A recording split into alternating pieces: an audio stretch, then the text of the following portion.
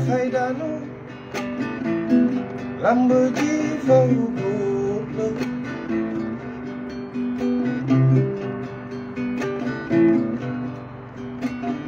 bëre ñu bëre kuy bëre dafay daanu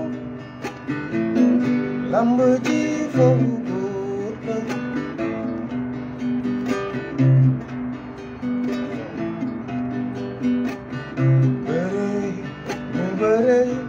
buy bare dangay daanu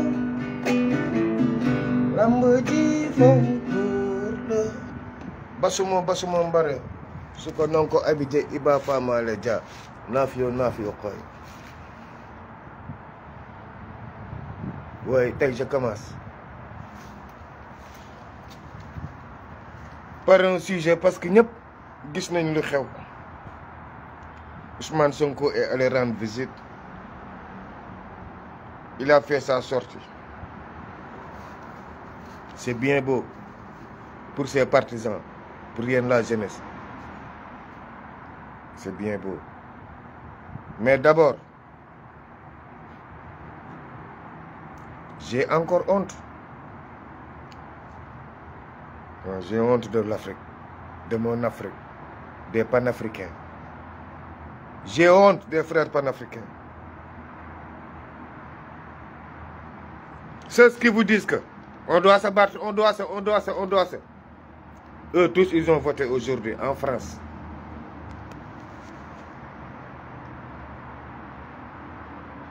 Pourtant, c'est des panafricains. Pourtant, c'est eux qui disent que, qui prétendent que Ousmane Sonko et Bassirou Diomaye Faye ont trahi la mafia africaine. Et eux, qui sont allés voter, là où RM a gagné, RN.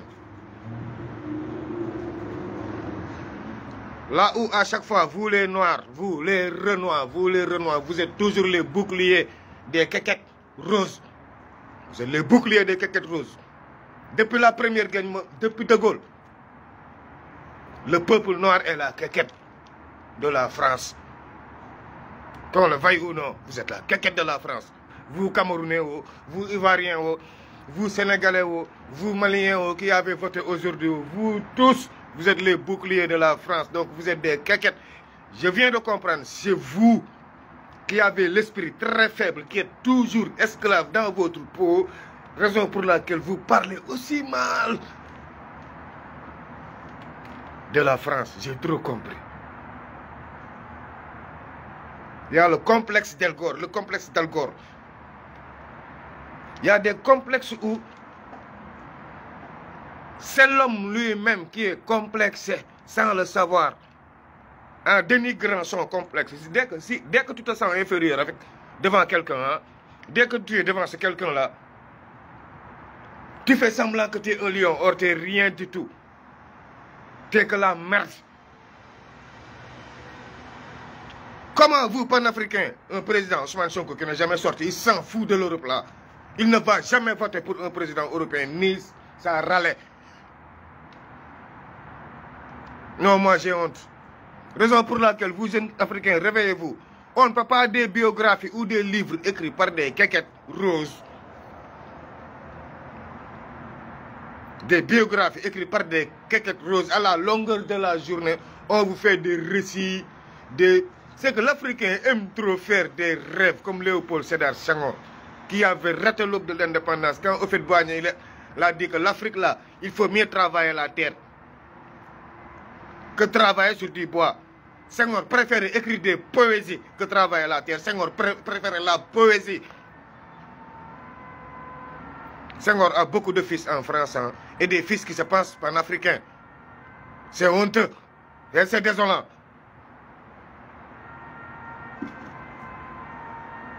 Qu'est-ce qu'on a à foutre si Bardella gagne? Qu'est-ce qu'on a à foutre si Macron gagne? Qu'est-ce qu'on a à foutre si les autres gagnent? Qu'est-ce qu'on a à foutre? Qui a la richesse? C'est la France ou l'Afrique qui détient la richesse? Tant que l'Afrique n'osera pas faire le recto verso avec l'Occident, on ne sera jamais libre économiquement. On n'aura jamais notre souveraineté. Maintenant, ce n'est plus Afrique-France. Ça doit être recto verso. C'est-à-dire, quand tu écris ici, tu tournes la page, on écrit. Mais pas écrit sur une autre page. C'est nous qui détenons la richesse. Il ne faut pas décourager cette jeunesse-là. Il faut dire à la jeunesse-là, vous avez la richesse. La France n'a fucking my health, man. Pourquoi avoir ce complexe? Rapapaï, mais on s'en fout si Marine Le Pen gagne. On s'en bat les couilles. Vous ne devez pas être les boucliers du système occidental qui nous baise depuis 60 ans. Vous ne devez pas être les boucliers, vous, peuple africain. C'est dommage, nak. Ouais. Seule la Guinée nourrit la France. Maintenant, vous voulez sortir tout le monde entre des noirs. Quand je suis rentré dans les trains ce soir, je l'ai fait exprès de sortir. Tu vois beaucoup de noirs. On va aller voter. Tu ne comprends même pas le français. Tu oses aller mettre ta carte d'ingénieur. Et puis tu te prends pour un français. Mais couille, tu es un nettoyeur de bus. Tu n'es rien du tout ici. Qu'un préleveur de déchets. Rien du tout on l'est ici. Que des préleveurs de déchets. On se réveille à 5 h du matin pour aller nettoyer les toilettes, les écoles, les bancs publics de leurs enfants avant que leurs enfants ne sortent à 8 h. C'est nos parents qui se réveillent pour aller faire ça. Si vous avez tellement peur, on vous a fait croire que Marine Le Pen va vous sortir. Marine Le Pen, faux. Je rétorque, c'est faux. C'est les soi-disant occidentaux qui se prennent pour des Africains du système qui nous baisent à chaque fois. Ne soyez pas les imbéciles des Blancs à chaque fois comme ils le veulent. Africains, quand est-ce qu'on va se réveiller le peuple noir? Quelqu'un qui fait semblant avec lui, laisse-les se baiser entre eux. Et essayons de développer notre pays. C'est nous qui détenons la richesse. Si nous étions développés à cette heure-là, on n'en a pas besoin de leur nationalité.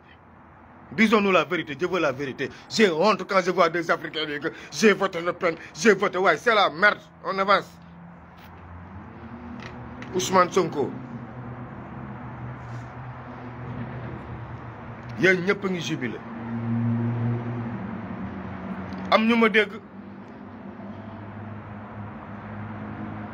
ñuy wax ba xaxarante yi commencé si ay kaay sof alhamdulilah rabbil alamin bokkuma page yu sénégalais des activistes xaw ma lan sénégalais xaw ma page yu Amazon heureusement ñoom ñëpp bi ñu nekkee bokkuma ak kenn page bokkuma ci benn gouvernement su may ànd 15 millions yi voté wul laay àndal jaa al aqwa nigmal baatinu su may dee na ma dëgg rey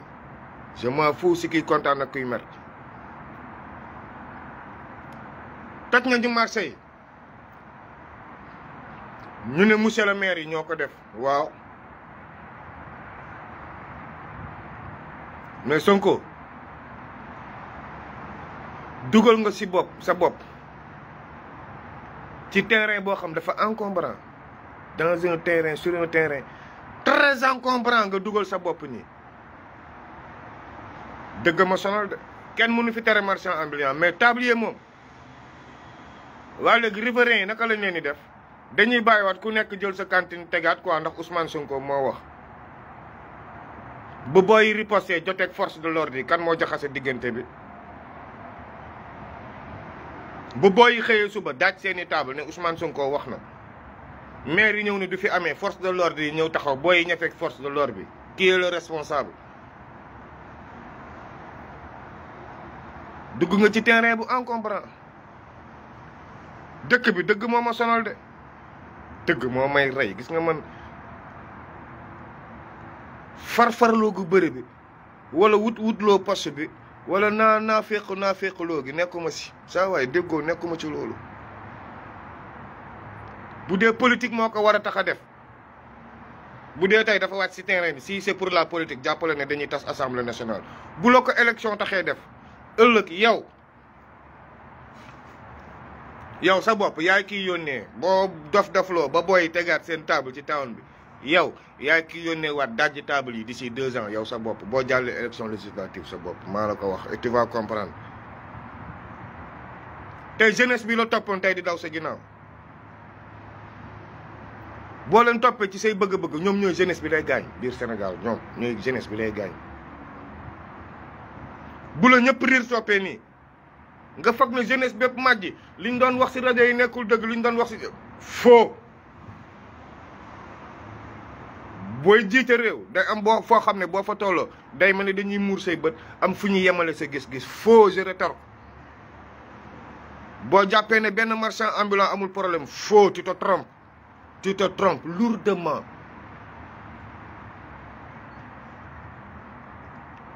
bu la gars yi jay politicien bu génnee say partisan ñoo lay topp say noon duñ la topp ñi la farul duñ la topp mukk si politique. kon bul jàpp ne yow dong la say partisan doon ay marchand ambulant négatif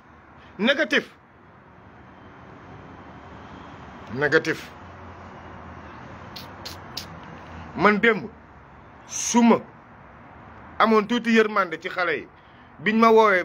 ba ma leen di wax dëgg ñu may saaga ndey démb bu ma amoon tuuti yërmande si ñoom ne leen dañu war a daaj table yi mais demu ne déedéet parce que table yi ça n'arrange pas le pays table yi c'est pas sérieux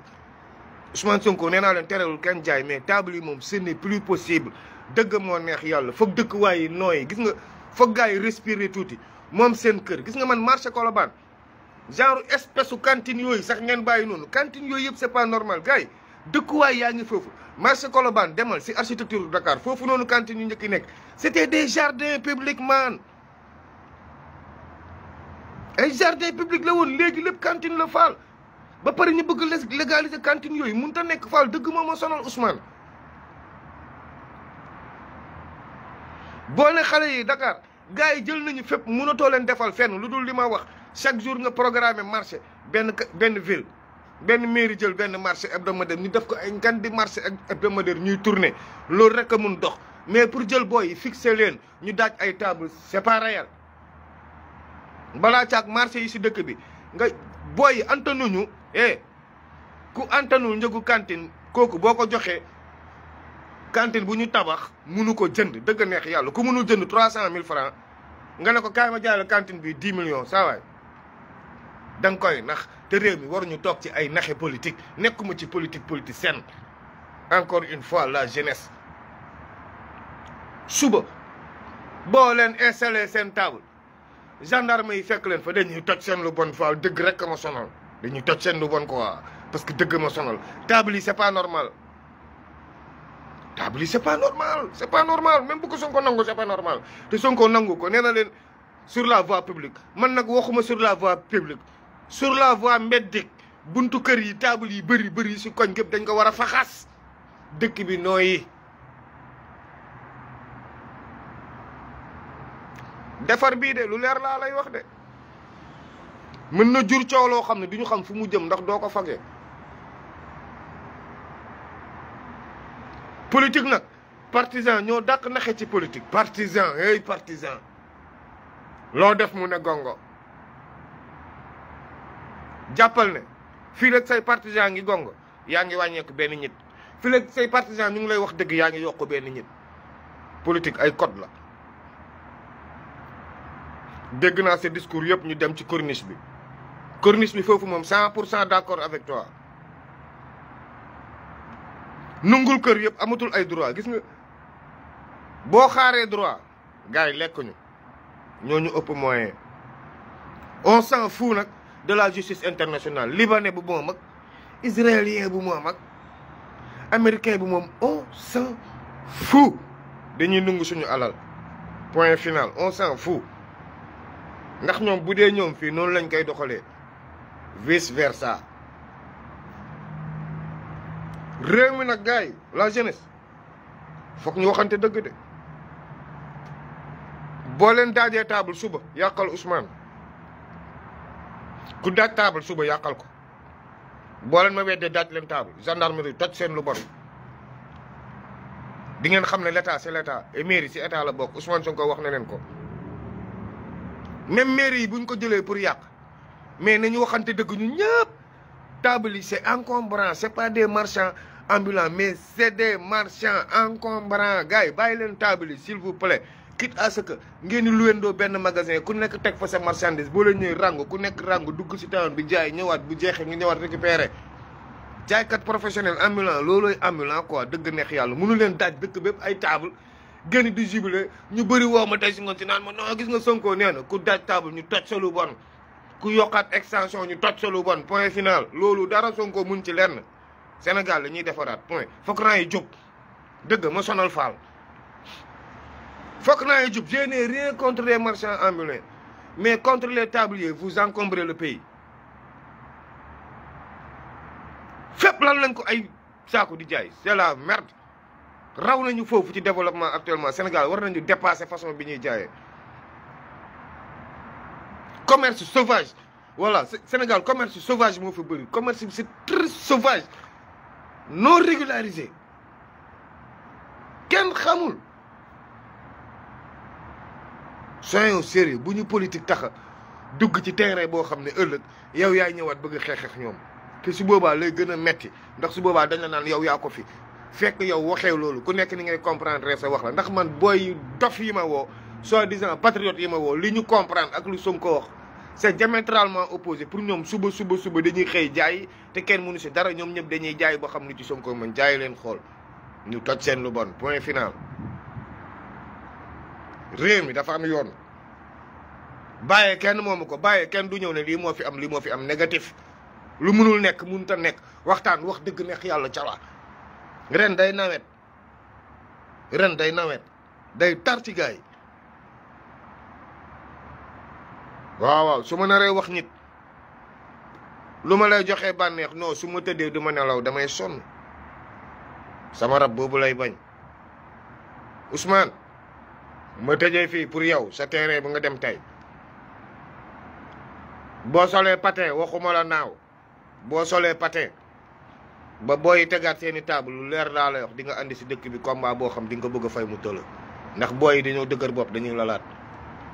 ñoom yaakaar nañu ne bu ñu jaayul duñu tekki parce que tam jàng nañu ba sonn am nañ lu nekk dig nga leen ne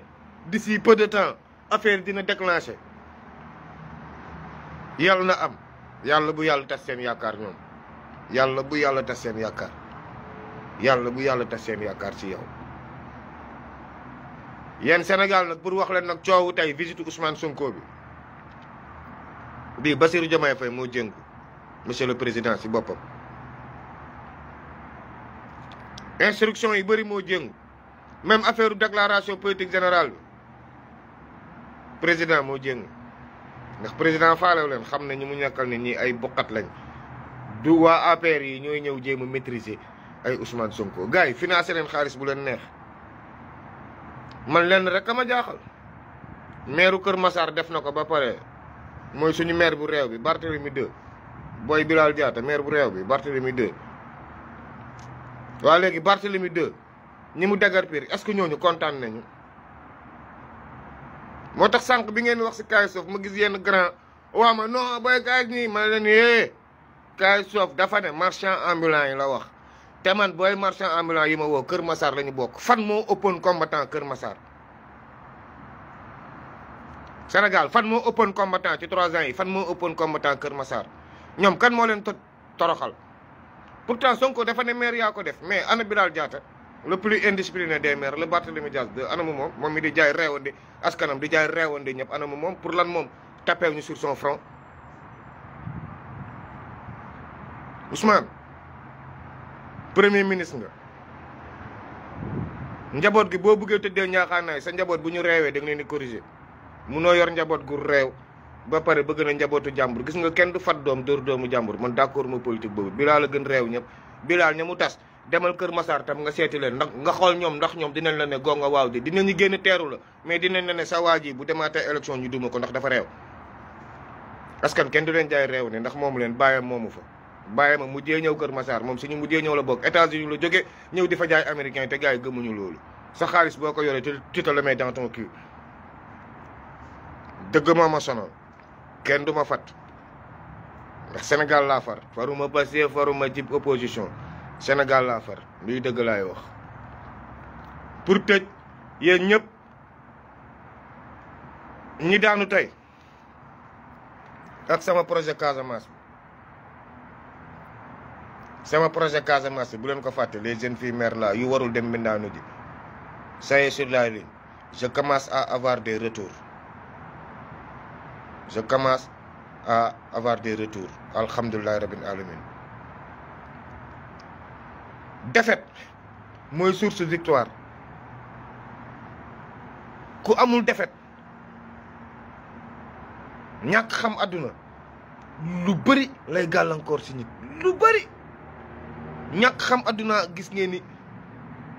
reyante bi après combat yi déedéet kenn gis nga nit méritu si mbeeku ñun ñi suñuy bàyyi amuñu ko yow mii ko sa baay am tey sa baay ñëw taxaw nga foog dafa daanuwul de négatif sa baay daanuwul sa baay calculel ban heure ngay xëy ci kër gi 6 heures du matin doo ko fa fekk dem na sport yi jour bi la goon pare sa baay bu moomoon victoire tey du laal suuf sa baay bu amoon défaite tey kër gi du fees nit lii ci ay film la àdduna foog des fois mu demee nii des fois mu demee ne est-ce que tu comprends kon lii du défaite compétition foog mu demee nii foog mu am ñu dóor foog mu am ñu taxaw foog mu am ñu taxawul compétition lañ nekk compétition foog mu demee nii àdduna si boppam tey day xëy neex suba du xëy neex fàttaliku leen jour yi ngeen doon gagné ximi bi jaru ko fi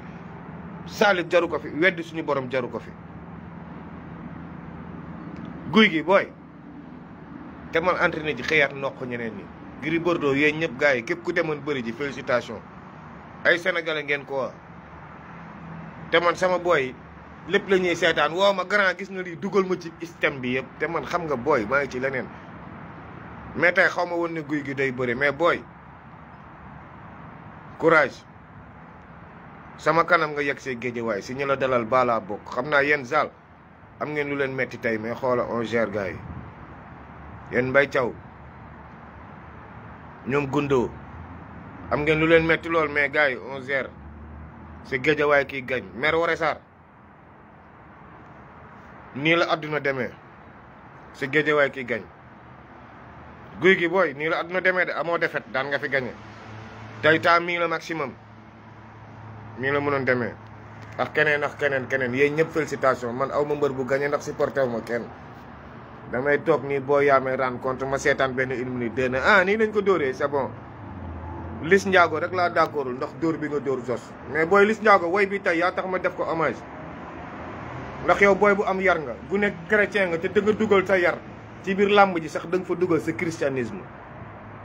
amoo cëmbax loo amoo tufli tënt yu bëri amoo salte bu bëri l'essentiel bu la xale yi fanawee say àndandoo code wax bi passe nañ ma say vidéo tey laa ko mos a am code wax bi dafa code wax bi c'est un peu kii waaw day yàq génération yéen làmb ji xalaat leen loolu code wax bi seen façon waxin ak grand pâté yow fekkoon naa la rëb si ba rëwës mos naa la fa fekk grand pâté code wax bi grand gis nga bu la booyi fawee ni dañ lay royukaay da ngay defar éducation ay éducateur ngeen mbër yi bu leen xeeb seen bopp encore une fois gis nga nit ñaa leen di saaga nii mais même buñu leen di saaga jàpp leen ne am na 10 wala 15 xale yu leen di roy seen adduna gars yi éducation grand pâté éducation ba laa bëgg ngeen jàpp si éducation ba jàpp leen si maa ngi gis seeni vidéo mais jàpp leen ci éducation bi yéen mbër yi ngir yàlla xale yi dañ leen di seetaan xale yi dañ leen fan kon yéen mun ngeen démarrer mun ngeen nekk benn socle bu rëy si làmb ji ci kaw lan seen kàllaama bi ngeen di waxee boo leen ko defaree rek di ngeen ñu récupérer xale yu bëri pour éducation yéen mbër yi tey boo leen tey expliqué tey xale yu bëri topp seen écurie mën nañ dem jàngi école gis naa ay xale 10 ans 11 ans nekk ci écurie yi ñëw di andi ay ndox déedéet gars yi jàpp leen ci éducation bi grand pâté yaa mag lii yow yaay mbër bi du Ama dama xam démb tey doog a ñëw yow du Ama man grand Jules xam naa ko bu baax mais on avance gars yi jàpp leen si éducation bi yéen mbër yi li leen di seetaan ci xale c'est trop te xale yi leen di seetaan yëpp seen façon wax la ñuy wax jéeb di japise ay jigéen di japise c'est pas ça vous êtes dans l'éducation yéen ñu war a royloo éducation ay royuwaay ngeen defaraat leen code bi defaraat leen code wax bi simmeeku bi ngeen di simmeeku rek jar nañu féliciter mais defaraat leen éducation bi yéen bëri li leen di seetaan bëri na li leen di seetaan yëpp defaraat leen ay nit pas def leen ay dawalkatu sereet ay ñàng lu xëy toog si buntu kër gi déedéet créer là-bas seen buntu kër ay emploi ay millions lañ leen di fay créer des choses pour ces jeunes qui sont devant vous quitte à ce que état ñëw appuyer leen mais créer démarrer leen ba siin état ñëw numéro alif laam asa xeer xëccëb yeggali mu jeex. Balla Gaye gars yi jàpp leen si waay ci discipline bi ak ci code vestimentaire éducationnel bi ngir yàlla loolu rek laay ñaan mbëru Sénégal mais félicitations à vous tous personne n'a démérité basuma mbari su ko non ko abidé Iba Famale